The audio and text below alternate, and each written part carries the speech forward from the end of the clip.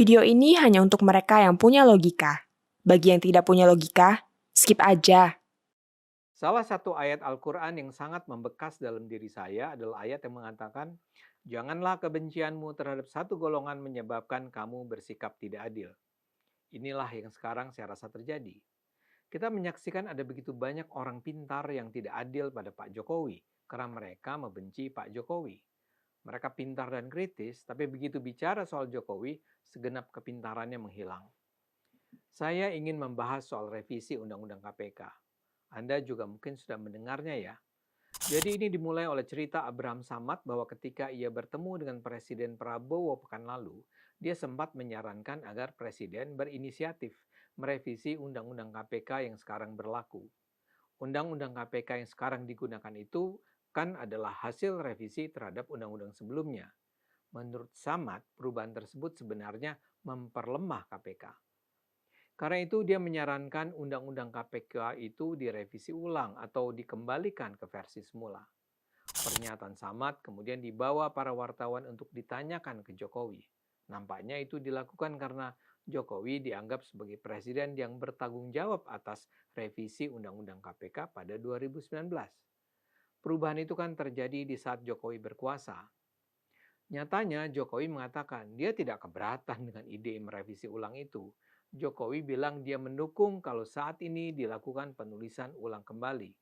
Tapi lebih dari itu, Jokowi menambahkan bahwa dia sebenarnya memang tidak setuju dengan sebagian perubahan pokok dalam revisi Undang-Undang KPK pada 2019 itu. Revisi tersebut memang merupakan inisiatif DPR. Sekedar catatan pengingat, revisi yang merupakan inisiatif DPR itu memang mengandung sejumlah kejanggalan. Proses revisi dilakukan dalam waktu sangat singkat, sekitar 12-13 hari sejak dimulai pembahasan, dan hanya sekitar 1 bulan sebelum masa menjabat pemerintahan Jokowi I berakhir. Jadi di masa-masa yang sangat sempit, pemerintah berposisi sebagai mitra DPR dan secara tertulis sudah menyampaikan keberatan terhadap sejumlah poin yang diajukan DPR. Tapi karena DPR tetap berkeras, akhirnya Jokowi memutuskan tidak menandatangani revisi tersebut. Undang-Undang Dasar 45 kita memang menetapkan bahwa kalau Presiden tidak menandatangani RUU yang diajukan DPR, RUU tersebut akan tetap berlaku dalam waktu 1 bulan setelah RUU tersebut disampaikan ke tangan Presiden. Dengan demikianlah revisi Undang-Undang KPK tersebut berlaku sampai sekarang walau tidak ditandatangani Jokowi.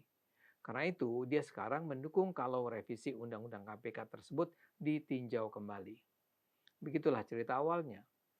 Namun yang membuat heboh bukanlah pernyataan Jokowi itu. Yang membuat ramai adalah komentar-komentar yang disampaikan untuk menanggapi pernyataan Jokowi.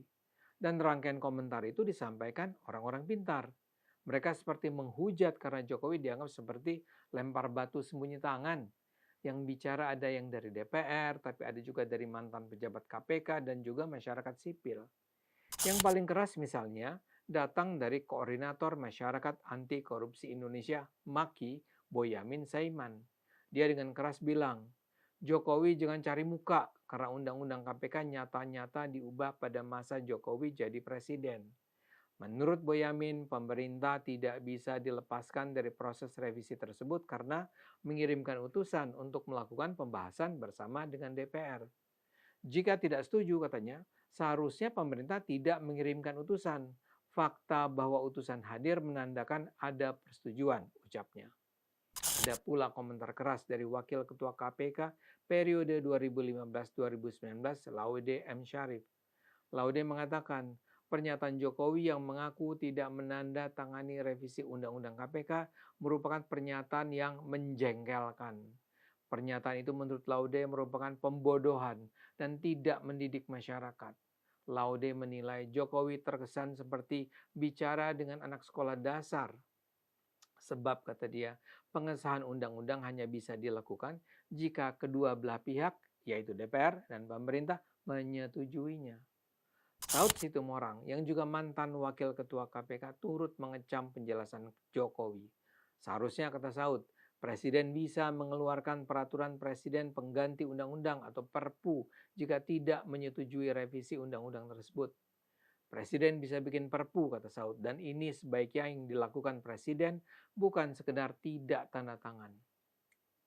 Kalau kita sekarang melihat ke DPR, komentar keras datang terutama dari PDIP. Ketua DPP PDIP Roni Talapesi misalnya berkomentar bahwa saat revisi Undang-Undang KPK digodok di DPR, sejumlah tokoh nasional dan tokoh agama telah diundang untuk memberikan masukan terkait revisi Undang-Undang KPK. Jokowi, kata Roni, saat itu tidak mengambil tindakan apa-apa. Karena itu Roni menilai Jokowi hanya cari perhatian ketika sekarang mendukung Undang-Undang KPK direvisi kembali. Sikap Jokowi itu, duga Roni, berkaitan dengan kepentingan elektoral Partai Solidaritas Indonesia. Menurut Roni, semua masyarakat tahu bahwa Undang-Undang KPK diubah pada masa kepemimpinan Jokowi dan sekarang mau cuci tangan soal itu. Selain Roni, ada pula anggota Komisi 3 DPR dari PKB, Abdullah, yang menganggap Jokowi tidak bisa mengatakan tidak setuju dengan revisi Undang-Undang KPK itu. Buktinya, kata Abdullah, saat itu Jokowi mengirim tim mewakili pemerintah untuk membahas revisi Undang-Undang KPK.